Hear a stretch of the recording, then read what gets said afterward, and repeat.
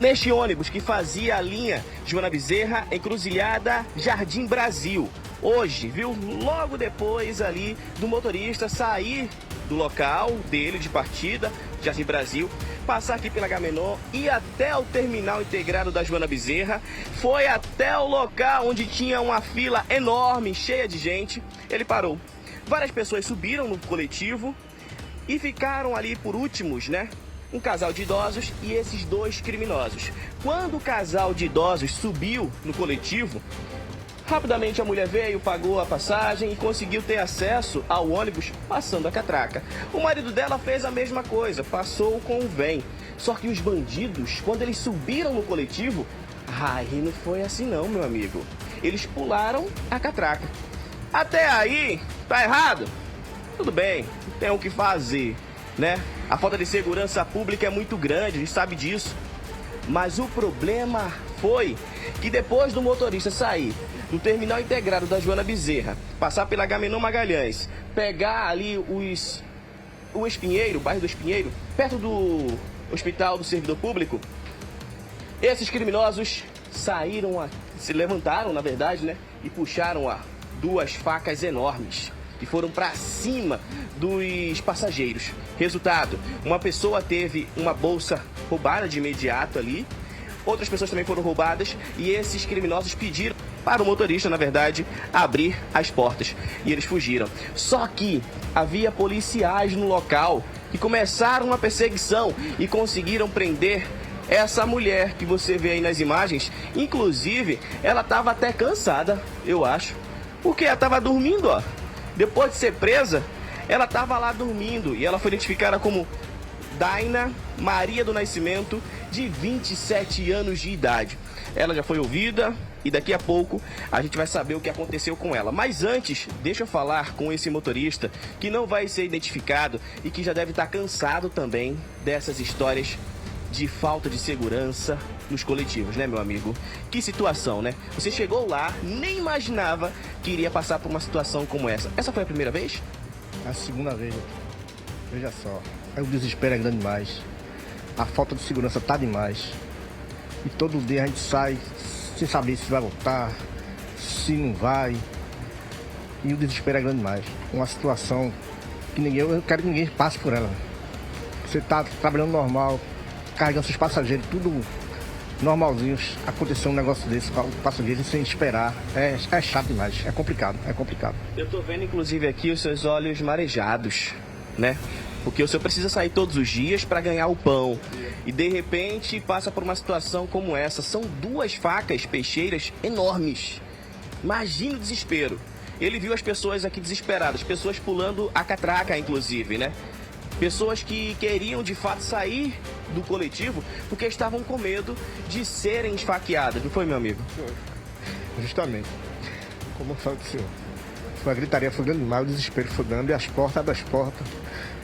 E ele querendo esfaquear uma dos passageiros. Se eu não abrisse porta, eu abri as 3 portas. O desespero foi grande demais. Gente pulando a catraca, voltando pro meu setor de trabalho. Olha. Desgastante, né? Puxa, desesperado. É complicado mesmo. É trabalhar sob pressão, né, amigo? Não, justamente, pressão.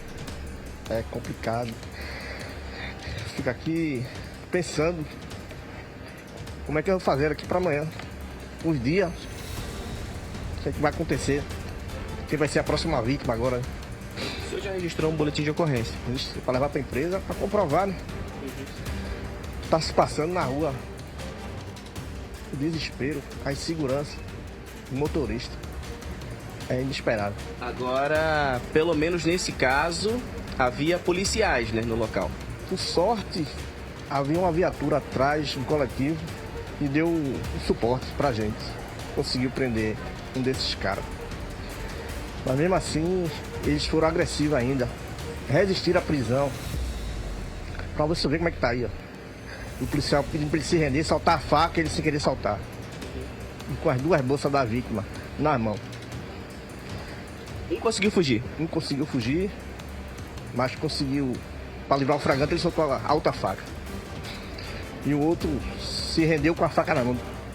Ok. Muito obrigado por falar com a nossa equipe de reportagem. E olha só, nós também conversamos, né, com os passageiros que estavam aqui dentro.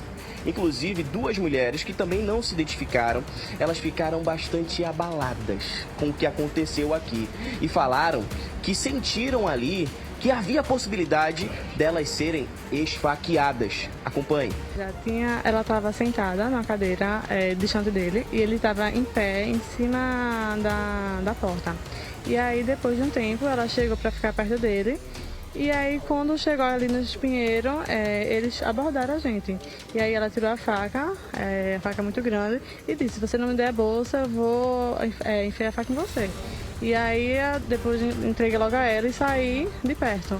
E aí ela começou a gritar, dizendo que se a gente gritasse, ela ia enfiar a faca em todo mundo, tudinho. E foi aquela agonia, porque todo mundo correndo, querendo pular a catraca do ônibus, aquela correria, ela pedindo para abrir a porta e todo mundo gritando. Foi horrível. A situação... Percebido algum comportamento estranho deles dois ou foi surpresa? Eu fiquei um pouco desconfiada, porque ela estava numa cadeira distante dele, e aí de repente ela foi para perto dele e parecia que ela conhecia, mas ao mesmo tempo queria fingir que não conhecia. E eu senti alguma coisa, mas também não continuei, não saí de perto não. Ela estava com ela ou com ele? Tava com ele. Com ele. Tava com ele. Aí ele abre a mochila, tira a faca. Eu não lembro, eu não cheguei a ver ele abrindo, mas eu só vi na hora que ela já tirou, só vi a faca na minha frente. Eu estava sentada atrás, naquela cadeira alta, e de repente eu ouvi um barulho. E aí quando eu vi, ele já estava com as facas em cima de mim, pedindo minha bolsa. Aí como a minha bolsa estava difícil de sair, ela ia me esfaquear, só que tinha um rapaz lá atrás que começou a gritar e dizer: abre, abre, abre, e tenha calma aí. A minha bolsa saiu e eles pegaram minha bolsa, pegaram da outra amiga, e eu só vi as facas assim, o cara ficou atrás e o outro ficou na minha frente, eu não podia nem sair. A colega que entregou a bolsa saiu correndo, mas eu fiquei lá presa, refém deles, até o motorista abrir a porta e eles saírem correndo. A senhora lembra que o que a mulher estava falando, o que o homem estava falando, quem estava mais nervoso entre os dois? O que foi apreendido era o que estava mais nervoso e que ia me esfaqueando, só que Deus enviou um homem e o homem foi para cima e começou a gritar, e aí ele ficou nervoso e de repente o motorista abriu a porta e as pessoas começaram a correr dentro do ônibus, e aí eles também saíram correndo. A senhora acha que eles iam esfaquear porque a assim, senhora demorou a dar a bolsa ou foi por afinidade mesmo? Eu acho que eles estavam tão assim, drogados, que para eles tanto faz. Se desse a bolsa, se não demorasse mais um pouco. E só não me esfaqueou porque Jesus estava ali, usou aquele homem para ir para cima e gritar, e foi isso que aconteceu. E a gente precisa do ônibus, do nosso transporte público, para trabalhar, para se mover, porque eu não dirijo, tenho medo de dirigir, e aí a gente precisa de um transporte público, mas a gente também precisa de segurança, né? A gente paga os impostos e a gente precisa que a nossa governadora, ou seja lá quem for, garanta esse nosso direito de ir e vir. Pois é, Moab, e não é nenhuma novidade, tá? Ontem mesmo no Brasil, gente, Pernambuco, a gente mostrou aqui 3 pessoas armadas com faca dentro de um ônibus. Facas peixeiras, inclusive. A gente mostrou o vídeo aqui, a gente até cobrou, né, da empresa para trazer esse material mesmo a público, para que a gente consiga divulgar e a polícia consiga prender, porque faca mata, meu amigo. Faca pode tirar uma vida. Não tem essa, tava armado com uma facada tira uma vida. Então são criminosos perigosos. Vocês ouviram aí os relatos dessas mulheres que se sentiram ali ameaçadas. Uma chegou a entregar logo a bolsa porque ela queria que a mulher saísse de perto dela. E a mulher era mais nervosa, viu? Você viu que as vítimas contaram aí. E agora a gente volta a falar, meu amigo Carlos Medeiros, que é o gerente geral do Sindicato dos Rodoviários. Meu amigo, de novo, mais uma vez, agora uma dupla, agindo também armada com faca.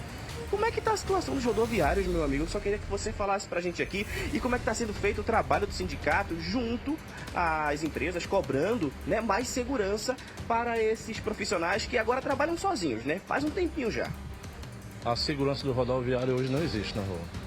Só Deus, na causa do rodoviário, certo? Queria pedir aos órgãos competentes que tomassem providência, a governadora do estado cobrasse da segurança pública um trabalho na rua, entendeu? Um trabalho especial para os rodoviários, para os passageiros em geral, entendeu? E com respeito à empresa, o sindicato cobra, entendeu? Que a psicólogo dê uma assistência, pelo menos nisso, ao rodoviário.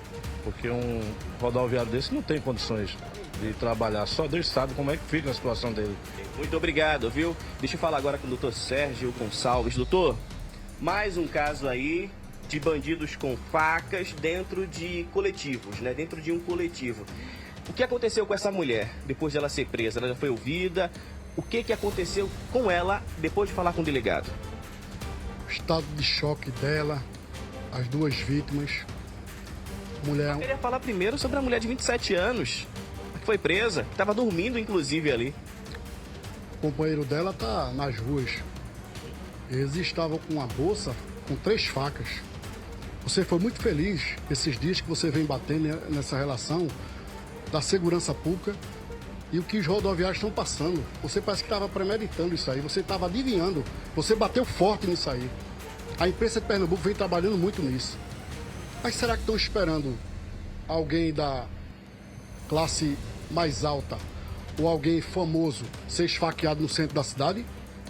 Será que aqui vai ser um estado em que vai ter placas de não ultrapasse essa linha não, porque não tem segurança pública?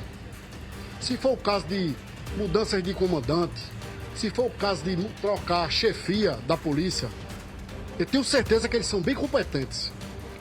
Talvez eles não tenham essas condições que o Estado deveria dar. Era reunir o chefe da Polícia Militar, que vem se destacando muito, trabalhando sério e vem acompanhando de perto, o chefe da Polícia Civil e o secretário da Polícia Civil. Mas o que é que está faltando? A tropa está desmotivada. Eu sempre falo da Polícia Civil e Militar porque eu acompanho dia a dia. Juntamente com o sindicato, a gente está nas delegacias, a gente está na central de flagrante, acompanhando o dia a dia da segurança pública, como é que está. Aí você vê um rodoviário desse. Qual é a condição que ele vai ter de trabalhar? Qual vai ser a condição dele voltar para casa agora e dizer o que? A mãe, o pai, a família. Como é que ele vai trabalhar amanhã? Não se tem segurança pública. Não se tem. Muito obrigado, viu? E eu também vou fazer um apelo à empresa de ônibus responsável por esse ônibus aqui, ó. Tem uma câmera de segurança exatamente naquele ponto e tem uma outra câmera de segurança na outra extremidade, meu amigo GB. Essas imagens, essas câmeras registraram imagens desse criminoso que está desaparecido. E é como eu falei ontem, Moab, inclusive, se a empresa não divulga essas imagens, não tem outra conversa, está protegendo o bandido. Está protegendo o bandido. É a única coisa que a gente consegue falar aqui. Porque se fosse o passageiro, a gente borra. Agora o criminoso que subiu armado com a faca e abordou pessoas que estavam sentadas, voltando ou indo trabalhar. Assim, esse criminoso continua solta. E a gente pode ajudar nesse trabalho de divulgação. Por isso, empresa responsável por esse ônibus, divulgue essas imagens para que a polícia consiga prender esse bandido o quanto antes, porque senão esse bandido pode voltar e até ferir um motorista, que é um funcionário seu, ou então um passageiro. Pois é. E a gente não quer isso, né? Eu volto com você, Moab.